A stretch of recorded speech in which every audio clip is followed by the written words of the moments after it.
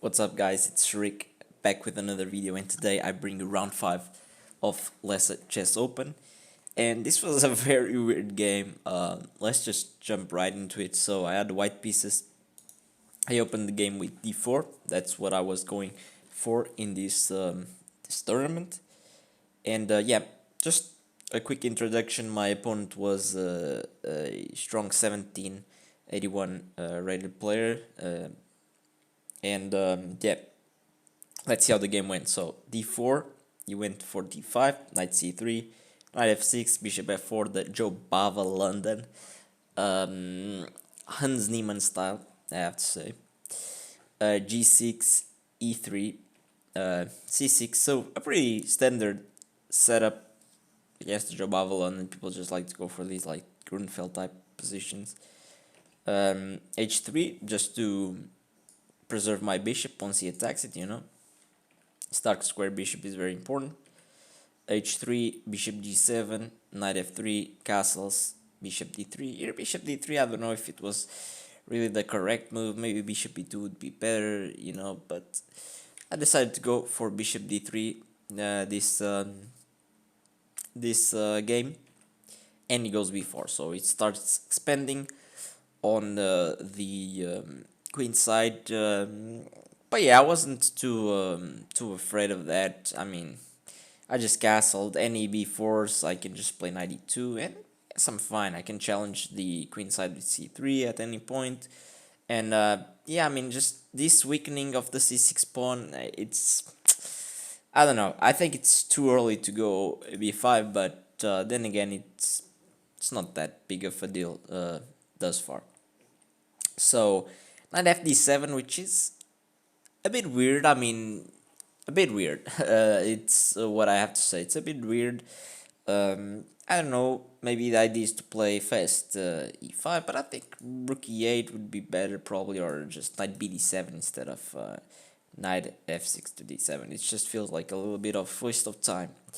And here, I mean, I just strike right in the center. So I mean, so far he can't really push e5.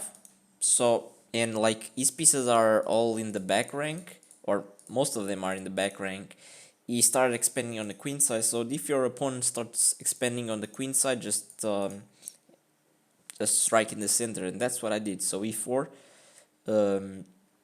my opponent went e6, and here I played b4, which I thought it was a very nice move. The engine says that it's not really the best, but the idea was clear here with b4. Simply with b4, I just stop any c5, which normally the black pieces, this like type of opening and variation, they really want to play c5. And by playing b4, I stop them from going c5. And also look at these knights, like this knight really wants to go to c6, and that's mostly why he's playing. He wants to play c5, right? So yeah, I mean, with before I also fixed this weakness, and maybe in the future I can get a knight to c5. Look at these dark squares. Like, yeah, it's just I feel like I already have a very very good position out of the opening. He goes a5, which I expected, and I was just like a3. And a3, and if he takes, I mean, we got the same thing. This pawn is very weak. I mean, he has a hole here. I have a hole here, but yeah, I mean, my pieces are more active, and I think I can take advantage of his weakness faster than he can take advantage of my weakness. But yeah, I didn't take on before. He played rook e8, and here, I mean, yeah, his idea is to also try to free up his pieces, get some space, because like I control a lot of the board right now. And yeah, I decided to go e5, which is best move in the engine. I just don't want him to have a easy time opening stuff up, and I want to keep my space advantage. Just look at this position. The engine gives it like +1 for me, but I feel like this is already like +2, +3, maybe not, but +2, because just look at these pieces. They are so bad, and my pieces are actually pretty good. I got some scope, 92, knight g3, maybe h4, h5. Like, yeah, I have a way easier time playing here. And after e5, he played bishop f8, and honestly, I was kind of feeling myself already. I was very confident because, just as I said, I just assessed this position as very good for me and with no problem. And after bishop f8, I thought that he maybe wanted to defend from bishop g5 with bishop e7. That's what I thought. And so I was like, okay, let me just develop the rest of my pieces. So queen d2. And here I totally forgot that after like after bishop f8, I totally forgot that he was actually threatening to win this pawn with yeah, just takes and takes. Of course, taking first the rook, but yeah, it's I totally forgot that. And my position is so good that even after takes, like the engine still gives me a big advantage, like almost +1, like plus 0.8, 0.8. But here, of course, after queen d2, I realized that I blundered, and I was like a bit frustrated because the annoying thing is that after our bishop, wait, after like takes bishop b4, the problem here is that my knight is pinned, and I have the open file. My pieces are still way more active than his. But I have to take care of this pin, and it's not like it's not as good as it was. It was unnecessary to lose that pawn. But during the game, after takes here, I mean, my opponent just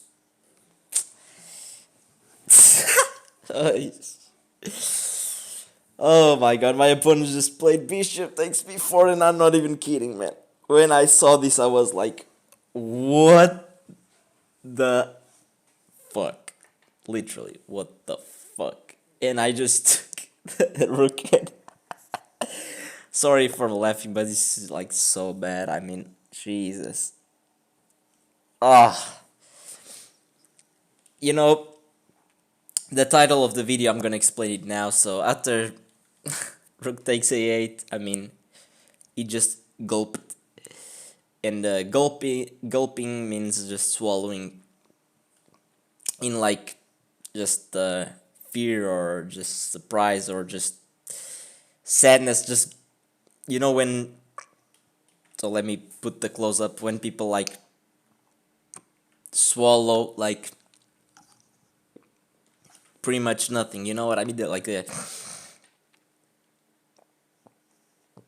and you see that their reaction. Yeah, my opponent was like was totally like that, and after I took the rook on a8, his face was just like this.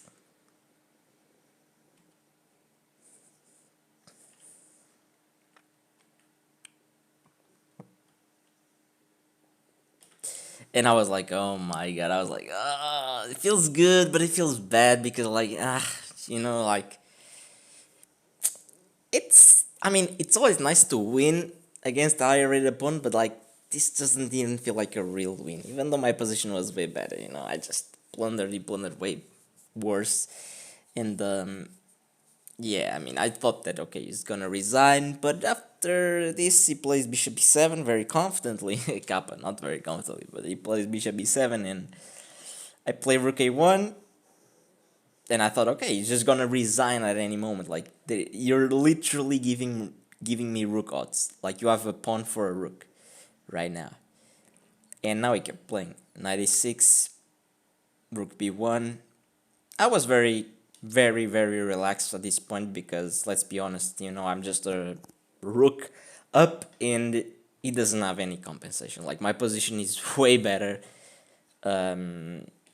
He goes bishop a5, I go queen e1. So this is just a matter of conversion, which finishing off technique, but I showed very poor conversion, honestly. I was very shocked that he didn't resign. Like, okay, let's play. F6 takes, bishop d2, getting rid of this pin on the knight, which was annoying. He goes bishop c7, I go knight e5, put the knight on a good square. He goes knight d7, and here, I mean, he just blundered. Actually, wait a second. I forgot to tell you that here I just had another like blow that I missed. I played knight e5, but there was actually a very nice tactic here with knight takes b5, which just works because after pawn takes, bishop takes, yeah, I just took two pawns. I'm attacking the rook. I'm attacking the knight twice with the rook and the bishop.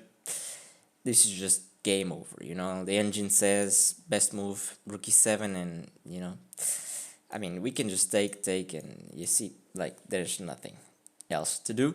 But I missed this, which is fine. I mean, I played knight e5.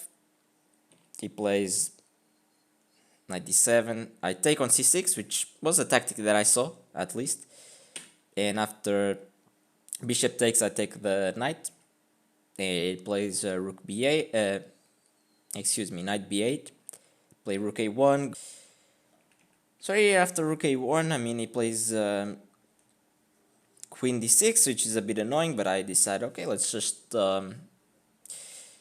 trade queens. I'm happy to give another pawn up because I just want to simplify. You know, when you're up material, just simplify and you know into a winning endgame.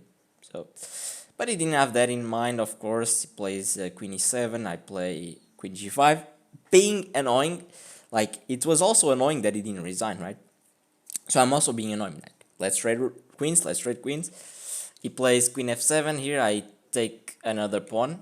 I was kind of, you know, I was kind of unsure if I should keep taking pawns and pawns, because you know, do they really matter? Not that much. But I thought that, I mean, like just take more material, I guess. I didn't see any other like nice move. So he goes rook f8. He still has threats, you know, he's threatening f2. So I play rook f1. It's passive, but yeah, I thought that you know, at least I won't get problems on f2 with the rook on f1, and because I have an extra rook, I can afford that to be passive. He plays bishop b7, keeping the bishops, nice move. I play rook e1, weird. Plays bishop b6, threatening my pawn on d4. I play knight e2, protecting the pawn. Queen c7, and I again offer queen trade. He doesn't accept it. Queen f7, and here I just play knight g3. Honestly, I don't really know what my knight is doing on g3, to be honest. And yeah, probably way better would be something like this, but I don't know. Maybe I just missed this resource or something like that. Probably. But yeah, I was starting to get a bit nervous because I was like, okay, I should be completely winning. Why am I still playing? Why is this game still not that easy? And after bishop c8, I go c3, just protect the pawn on d4, you know, reinforce it. He goes bishop c7, I go queen e3. He goes bishop d6, knight e2, going back with the knight. So yeah, I was like, what am I doing? Like, why am I going back and forth with the knight? Like, I don't want to draw. But yeah, here after knight d7, I played c4. I think I should, maybe, I don't know. I also thought about just taking to simplify a bit more. But the thing is that I'm giving him the bishop pair. Is this really what I want? Like, is this really the way to simplify? Like, my light square bishop is a very strong piece. So I decided, let's just go c4. Let's try to challenge the center. He goes knight f6. I go c5, creating a pass pawn for myself. Thought that was good. And after bishop d3, knight h5, like he's really trying everything to mate me, and you know, props to him, because I mean it wasn't easy to convert this, you know. And after queen g5 here, queen c7 threatening mate in 1, you know, I was so afraid to get mated. Like that was the one thing that I didn't want to actually do. So I play knight g3 back. So I played knight e2, knight g3, knight g3 to e2, and then knight e2 to g3 again. So like, bro, like I was so embarrassed that I was taking so long to convert this. Knight f4 here, and I didn't even think twice. I just took the knight because, you know, the knight is just too powerful there. I gave up the bishop pair, but, you know, I felt like the knight was worth to eliminate. So rook f4.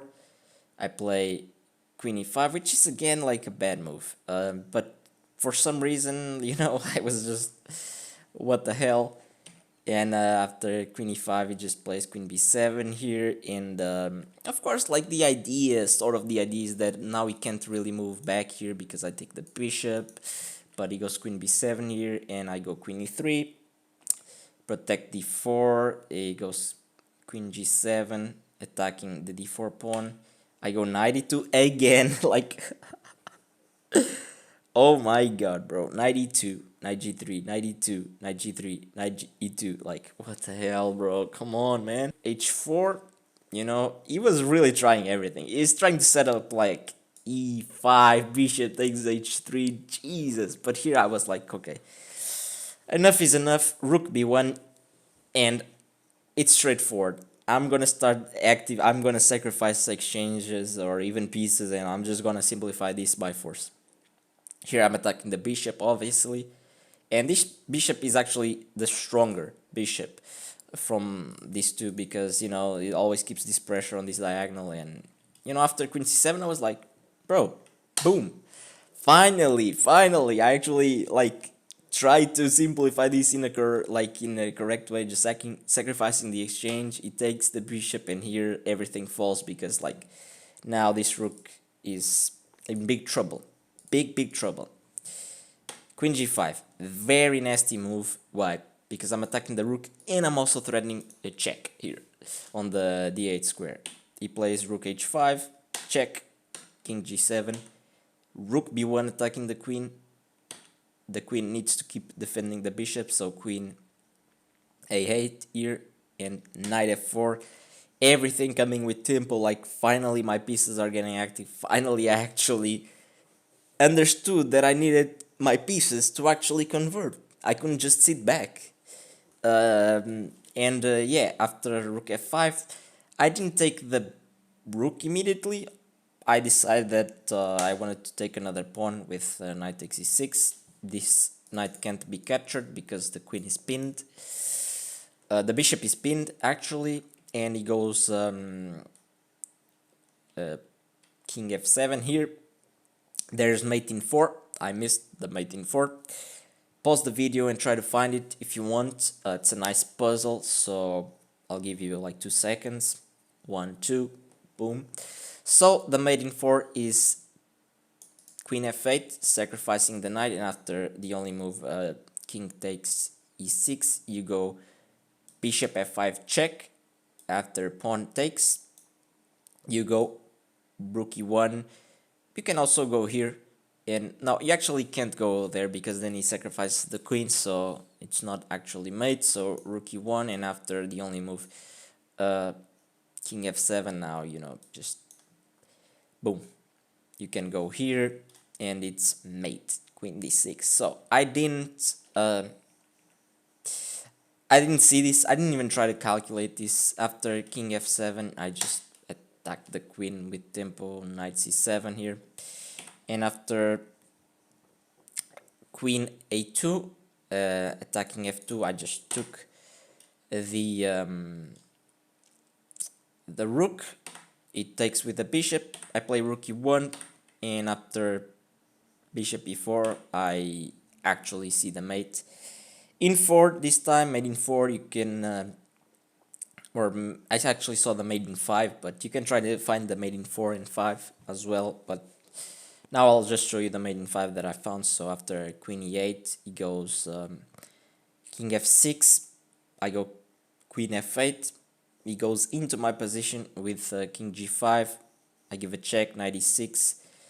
He goes king h5. Here I go g4, and he resigned in this position, but it was all over because the only move was king h4, and then queen h6 would follow with mate. The king is trapped, and yeah, I won this game, honestly. I mean, it was very difficult to convert even up a rook, so yeah, I mean, a bit embarrassing, but what matters is actually the win, and we got it. So actually, by this point in my chess journey, This was the second highest rated player that I've ever beaten. The first being Claudio Sa, which was also like a game that I shouldn't have won. Like, it was a completely ridiculous game. Um, but yeah, if you wanna see it, it is actually episode. Sorry for my dogs barking, but I don't know if you can actually hear it. But if you wanna see that game where I beat an 1800, which at this point in the series was the highest rated player that I've ever beaten, it was episode 15 or game 15, and I will leave something here on the side here or there. Um, actually, you can click that and see that episode is actually very crazy.